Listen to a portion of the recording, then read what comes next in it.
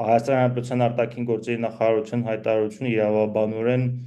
զրո արժեք ունեցող հայտարարություն է,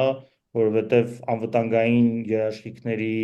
եւ Արցախի ժողովրդի իրավունքների պաշտպանություն չի կարող պայմանավորված լինել մեկ անձի հրամանագրով։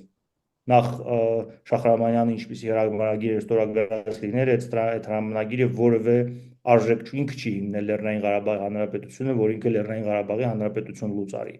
Այդպիսի բան գոյություն չունի։ Եվ Հայաստանի Հանրապետություն պարզապես արտգործնախարարություն պարզապես օգտագործել է քաղաքական լավ առիթը, որպեսզի իր ձեռքերը լվանա։ Իրենք էլ դա գիտեն, որ թե ինչ է իրենից ներկայացնում եւ ինչպես են դա օգտագործել։ Խնդիրը այստեղ, երբ որ ես ձևակերպում եմ, ուրիշ է, որ երբ որ դու գիտես, որ ինչպիսի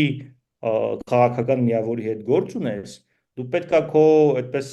քաղաքական քայլերը հստակ հասկանաս, որ եթե այսօր քեզ կանգնում ասում են, որ մի գնա դրան, պարտադրում են քեզ, որ մի գնա դրան, մի խոսի, լռի քաղաքական հայտարարություններ մի արա, այդ նույն մարդիկ վաղը մյուսօր քեզ մեղադրելու են, որ ինչու քաղաքական հայտարարություն չարեցիր։